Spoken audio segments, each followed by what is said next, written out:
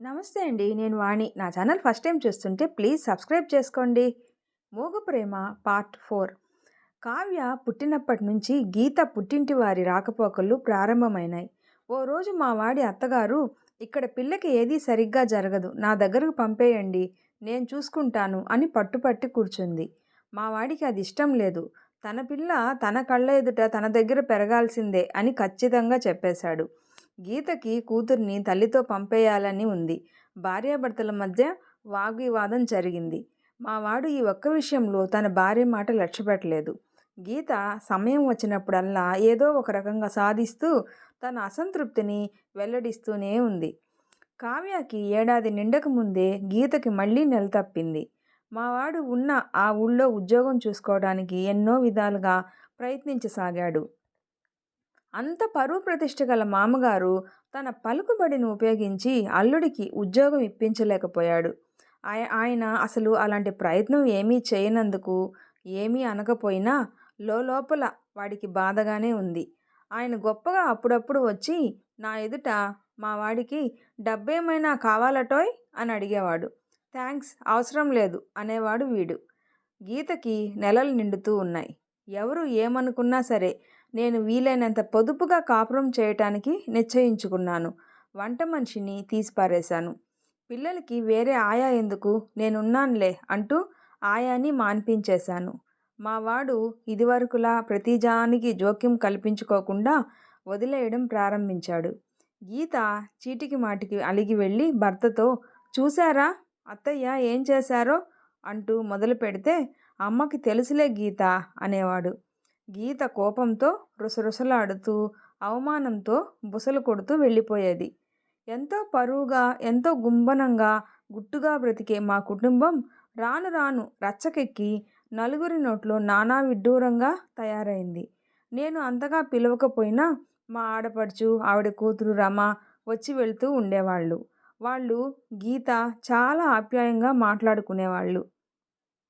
అంత ఐశ్వర్యంలో పుట్టిన గీత ఇక్కడ ఇన్ని ఇబ్బందులకు గురి అవుతున్నందుకు ఆవిడ సానుభూతి ఒలకబోసేది. ఏదో ఒక మాట విసిరి మనసులో విషం నింపి వెళ్ళేది.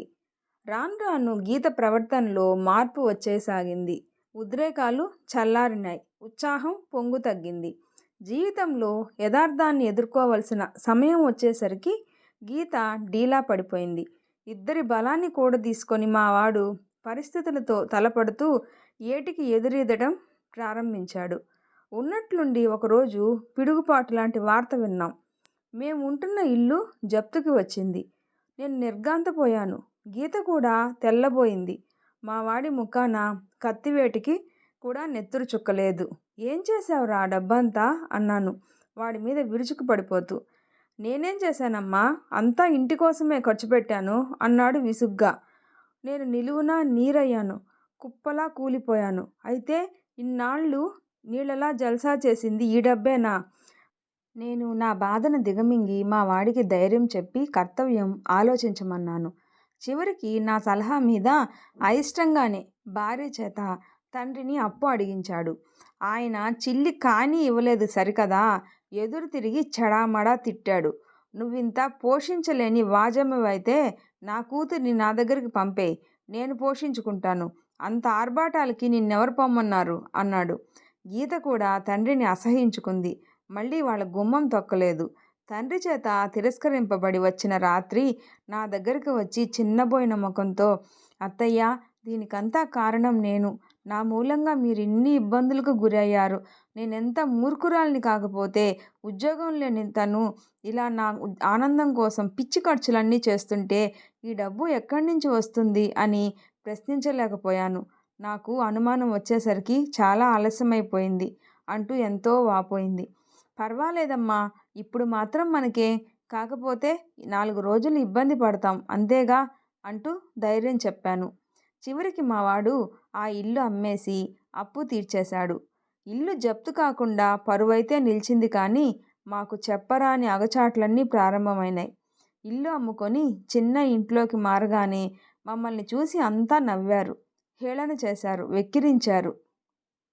ఇంటికి పిలవకపోయినా వచ్చి సూదుల్లాంటి మాటలతో వ్యంగ్య బాణాలు విసిరి వెళ్ళేవారు. గీతకి ప్రసవించే రోజులు దగ్గరికి వచ్చాయి. ఇదివరకు ముద్దు మురిపం కాకపోగా సరియైన మందులు, ఆహారం కూడా లోపమయ్యాయి. మా వాడు చిన్న చిన్న కాంట్రాక్టులు తీసుకొని పనిచేయసాగాడు.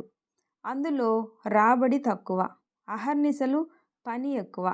గీత ప్రసవించింది. పండంటి మగపిల్లవాడు పుట్టాడు. వాడిని చూసేసరికి మాకు సగం కష్టాలు మర్చిపోయినంత ఆనందం కలిగింది. గీత ఆరోగ్యం బాబు తర్వాత మరీ పాడైపోయింది. చీటికి మాటికి సుస్థి చేసి పడుకోబెట్టింది. ఎప్పుడు చూసినా ఏదో దిగులుగా, మనసులో వ్యధ చెందుతున్న దానిలాగా ఉండేది. గీతని మునుపటి మనిషిగా చేయాలని మా వాడు ఎన్నో విధాలుగా ప్రయత్నించి విఫలుడయ్యాడు. అన్నం తినేది కాదు, కంటి నిండా నిద్రపోయేది కాదు. ఏంటమ్మా అంటే ఏం లేదు అనేది. తల్లిదండ్రుల మీద బెంగ అని తెలుసుకున్న మా వాడు పుట్టింటికి వెళ్ళమని తను స్వయంగా దిగబెడతానని అన్నాడు. కానీ గీత ఒప్పుకోలేదు, ఇష్టపడలేదు. వాళ్ళంతట వాళ్ళు వస్తే తప్ప గీత వెళ్ళదని మాకు తెలిసింది. చివరికి ఓ రోజు మావాడే స్వయంగా వెళ్ళి గీత సంగతి వాళ్ళకి చెప్పాడు. అత్తగారు వచ్చింది. చిక్కి శల్యమై ఉన్న కూతుర్ని చూడగానే ఆవిడ బుడిబుడి రాగాలు తీసింది. తను ఊళ్ళో లేనని, పెద్ద కూతురు దగ్గరకు వెళ్ళానని, గీత ఆరోగ్యం ఇంత అధ్వాన్నంగా ఉందని తనకి మాట మాత్రంగా కూడా ఎవ్వరూ వ్రాయలేదని అంది. ఆ సాయంత్రమే ఆవిడ కూతుర్ని వెంట తీసుకొని వెళ్ళింది. కావ్య మా దగ్గరే బాగా అలవాటు పడటం వల్ల తను వెళ్ళనని మారాం చేసి ఉండిపోయింది. గీత లేని ఇల్లు మాకు బోసిగా, శూన్యంగా అనిపించసాగింది.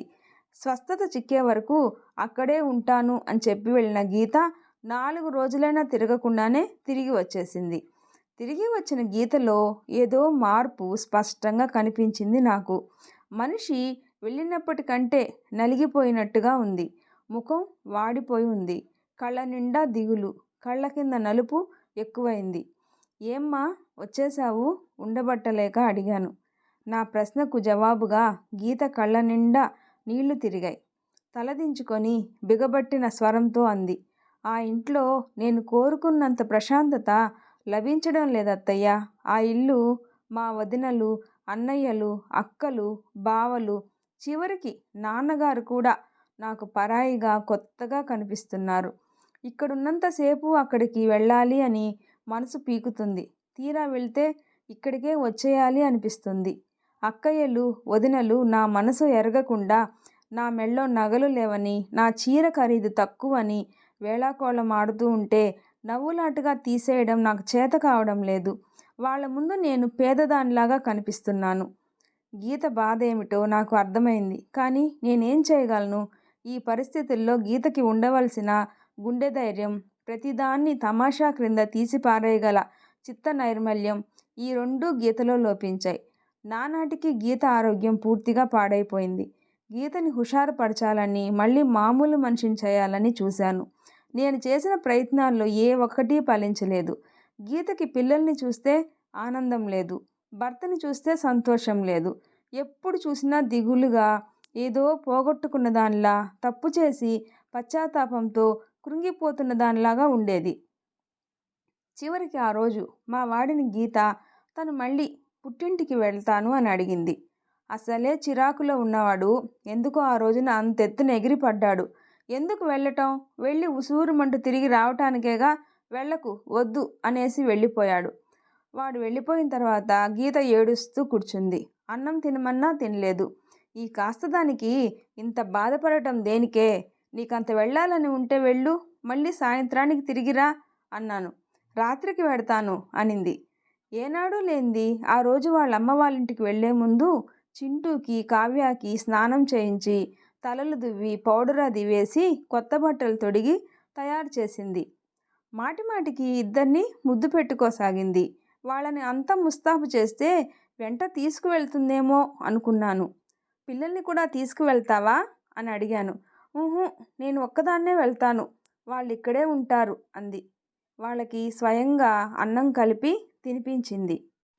ఇద్దరితోనూ తను బజారు పని ఉండి వెళ్తున్నానని పోట్లాడుకోవద్దని చెప్పింది. సూర్యం గది శ్రద్ధగా సర్ది వాడి పక్క దులిపి వేసింది. ఎన్నడూ యువతల పుల్ల అవతల పెట్టని మనిషి ఇవాళ తీరికగా ఇంత పని చేస్తుంది ఏంటి చెప్పమా అని నాలో నేనే ఆశ్చర్యపోయాను. వెళ్లే ముందు మాటిమాటికి కళ్ళు తుడుచుకోవడం నేను గమనిస్తూనే ఉన్నాను. అత్తయ్య, పిల్లలు జాగ్రత్త అంది. ఓసి పిచ్చిమొహమా, ఎన్ని అప్పగింతలు పెడుతున్నావే అనుకున్నాను. పాపం వెళ్ళాలని తపనే కానీ తీరా వెళ్ళిన తర్వాత అక్కడ ఒక్క నిమిషం కూడా నిలవలేదు అనుకున్నాను జాలిగా. ఆ రాత్రి మా వాడు చాలా పొద్దుపోయే వరకు రాలేదు. రాగానే భోజనం చేసే ఓపికైనా లేకుండా కాసిని పాలు తాగి బట్టలు మార్చుకొని అలాగే పక్క మీదకు వాలిపోయాడు. గీత తన మాట వినకుండా వెళ్ళిందని కోపం వచ్చింది వాడికి. ఉదయం లేచాడు కానీ ఒంట్లో బాగాలేదు. థర్మామీటర్తో చూస్తే 102 డిగ్రీల జ్వరం ఉంది. ఒంట్లో బాగాలేదు కదరా, ఈ పూటకి ఇంట్లో ఉండిపో అంటే లేదులే అమ్మా పని ఉంది అని వెళ్ళిపోయాడు. నేను నిట్టూర్పు విడిచాను. చేతిలో డబ్బు పూర్తయిపోయిన తర్వాత కానీ వాడికి డబ్బు సంపాదించాలి అనే వేడి పుట్టలేదు. ఇప్పుడు ఎన్ని అనుకోని ఏం ప్రయోజనం. మధ్యాహ్నం అవుతుండగా గీత వాళ్ళ కారు వచ్చి ఇంటి ముందు ఆగింది. గీత వాళ్ళ నాన్న కారు దిగి లోపలికి అడుగు పెడుతూనే ఏడి ఆ వెధవ అని గట్టిగా గర్జించాడు. ఆయన వాలకం ఏమిటో బొత్తిగా అంతుపట్టలేదు. ఎవరిని మీరడిగేది అన్నాను. వాడే ఆ నికృష్టుడు, నీ కొడుకు, నా కూతుర్ని బలవంతంగా చంపిన రాక్షసుడు నిప్పులు కక్కుతూ అన్నాడు. ఈ తలాతోకాలేని మాటలేమిటో నాకు బొత్తిగా అర్థం కాలేదు. ఆయన శివం ఎక్కిన వాడిలాగా తారాస్థాయిలో అరవసాగాడు. బద్మాష్ ఏడి, ఎక్కడ నా పిల్లని బలవంతంగా చంపి వాడు సుఖపడదాం అనుకుంటున్నాడేమో. వాడిని బతకనివ్వను నేను. వాడి కంఠంలోని ఊపిరి బయటికి లాగితే కానీ నాకు శాంతి లేదు. చేతగాని చెవట, పెళ్ళాన్ని పోషించలేని దద్దమ్మ. అసలు పెళ్ళెందుకు చేసుకోవాలి? చిందులు తొక్కసాగాడాయన. నేను బయటికి వెళ్ళి డ్రైవర్ని మెల్లిగా అసలు సంగతి ఏంటి అని అడిగాను. వాడు ఏడుస్తూ, అదేంటమ్మగారు, మీకింకా తెలియదా? గీతమ్మగారు నిద్ర మాత్రలు మింగారంట, ఉదయం పోయారు కదండి అన్నాడు. ఏమిటి? నిలువునా నీరై అన్నాను. వాడు మరోసారి చెప్పాడు. నాకు కళ్ళు తిరిగినాయి. చెవుల్లో సముద్రపు ఘోష లాంటి హోరు మొదలైంది. నేనేమవుతున్నానో నాకే తెలియలేదు. నా కాళ్ళ కింద భూమి కదులుతున్నట్లుగా అయిపోయింది. శరీరం గాలిలో తేలిపోతున్నట్లు అనిపించింది. అమ్మా, డ్రైవర్ దగ్గరగా వచ్చి చెయ్యికి ఆసరా ఇస్తూ పట్టుకోవడం వరకే తెలుసు. ఆ తర్వాత ఏమైందో తెలియదు. జీవితంలో పోరాడే శక్తి లేక, పరిస్థితులు తారుమారైతే వాటిని చక్కపరుచుకునే నేర్పు లేక, తన వాళ్ళ నుంచి ఆ ఆదరాభిమానాల్ని మరింత ఎక్కువగా ఆశించి వాటిని పొందలేక తన ప్రాణాలు తీసుకుంది గీత. గీత తల్లిదండ్రులు మా వాడి మీద ఎంత విరుచుకుపడాలో అంతా విరుచుకుపడ్డారు. వాడు బలవంతాన భార్యని చంపటానికి ప్రయత్నం చేశాడని కేసు పెట్టారు. కేవలం డబ్బు కోసమే గీతని చేసుకున్నాడని, ఆ డబ్బు వాడు ఆశించినట్టుగా చేతికి చిక్కకపోవటంతో భార్యని నానా బాధలు పెట్టాడని, అత్తగా నా చేత బాధలు పెట్టించాడని, మేమిద్దరం కలిసి గీత ఆత్మహత్య చేసుకునే పరిస్థితులు సృష్టించామని మా మీద ఆరోపించారు. గీత ముందుగా ఇది ఊహించిందో ఏమో. తన స్వదస్త్రీతో మా వాడి పేర ఒక ఉత్తరం రాసి వాడి డైరీలో పెట్టింది. ఆ ఉత్తరం మా వాడిని ఉరికంబం నుంచి తప్పించి రక్షించింది. మా బతుకు బజారున పడింది. మా కుటుంబ గౌరవం మురికి గుంటలో కలిసింది. మా వాడు దాదాపు పిచ్చివాడిలాగా అయిపోయాడు. ఓ చెంప ఇంట్లో ఏ మూల చూసినా దరిద్రం, మరో చెంప బయట నుంచి రాబందుల్లా పీక్కు తినే అప్పుల వాళ్ళు, ఇంకోవైపు కాకుల్లా పొడిచే లోకులు, ఎదురుగా అమ్మేది అని మాటిమాటికి అడిగే పసివాళ్ళు, ఇంకోవైపు జీవితంలో బలంగా ఎదురు దెబ్బ తిని భవిష్యత్తు మీద విశ్వాసమే పోగొట్టుకున్న కొడుకు. వీటన్నింటి మధ్య నేనెంత నలిగిపోవాలో అంతా నలిగిపోయాను. దేనికైనా కాలమే మందు అన్నారు. చరిత్రలో విచిత్రం ఏమిటో కానీ ఎంత అద్భుతమైన సంఘటన అయినా దానికి కాలం దుమ్ము పేర్చి పాతబడిపోయేలా చేస్తుంది. ప్రజలకి మోజు తగ్గేలా చూస్తుంది. ఎప్పటికైనా ఇది పాత సంగతి అయిపోతుందిలే అన్న వెర్రి నమ్మకంతో బతకసాగాను నేను. గీత లాంటి బలహీన మనస్కులు తమ జీవితం విషాదమయం చేసుకోవటమే కాకుండా తమ చుట్టూ ఉన్న వాళ్ళ బతుకులు కూడా వేదనామయం చేసిపోతారు. లేకపోతే గీతకి ఏమైంది చెప్పు? తల్లిదండ్రులు సరిగ్గా చూడనంత మాత్రాన జీవితమే అంతం చేసుకోవాలా?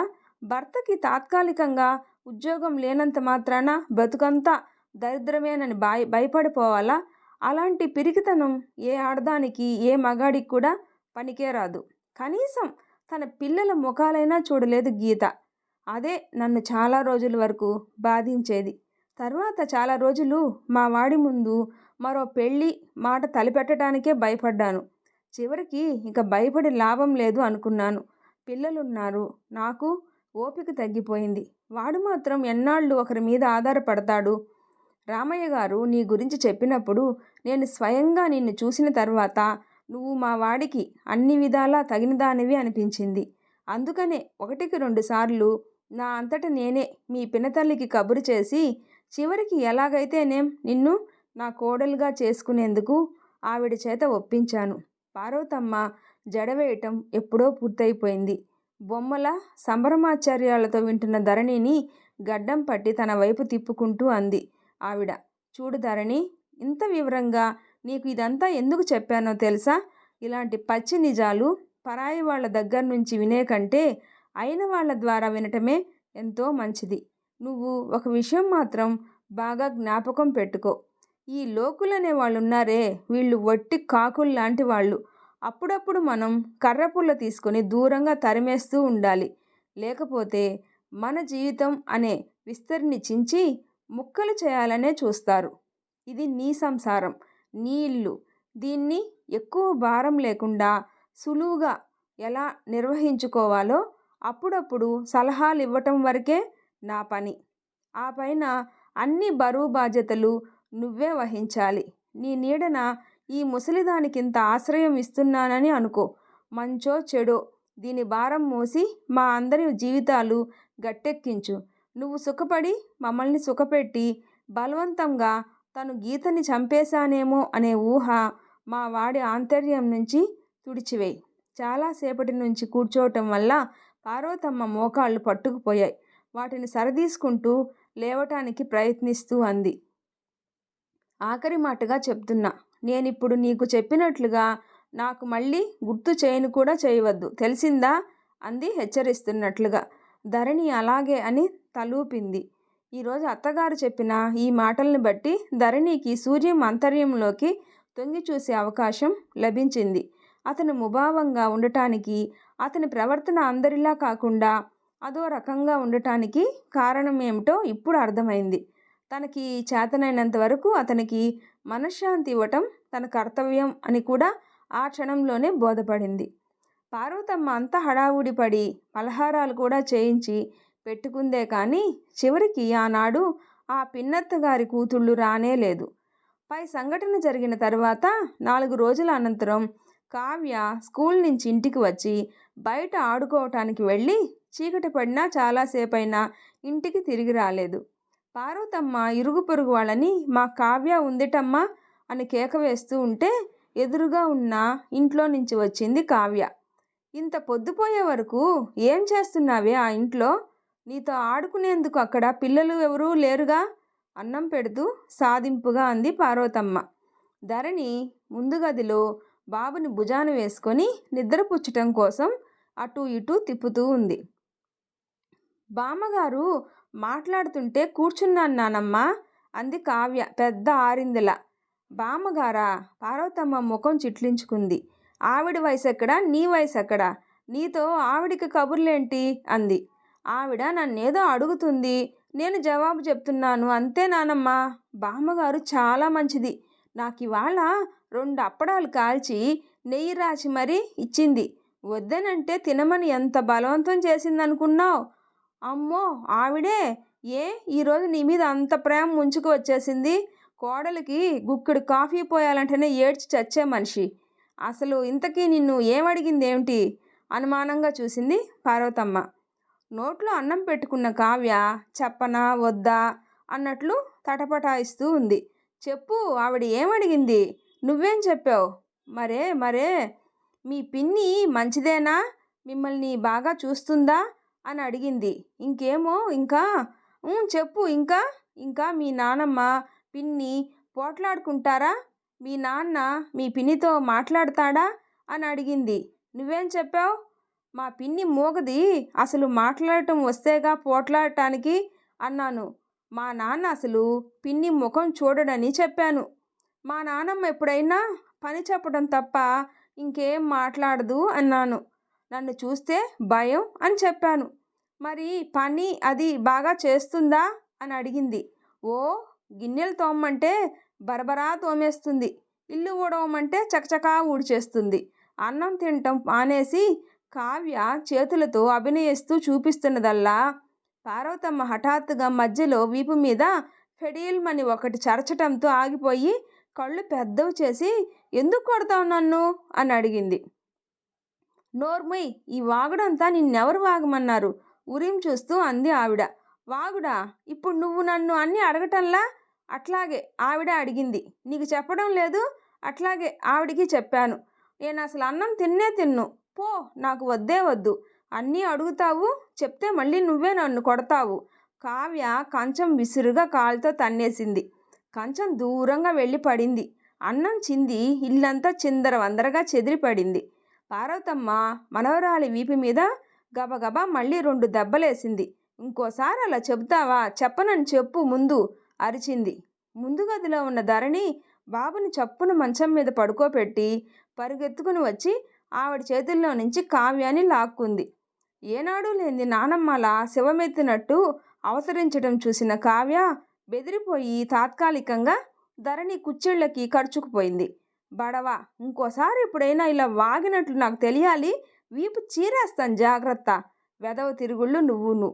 ధరణి ఆవిడని మృదువుగా కళ్ళతోనే వారిస్తూ సైగ చేసి కావ్యాన్నెత్తుకొని యువతలకు తీసుకువచ్చేసింది. కావ్య చాలాసేపు ఏడ్చి నిద్రపోయింది. మిగతా ఏం జరుగుతుందో నెక్స్ట్ పార్ట్లో తెలుసుకుందాము. ఈ వీడియో నచ్చితే ప్లీజ్ లైక్ చేసి షేర్ చేయండి, సబ్స్క్రైబ్ చేసుకోండి. Thanks for watching.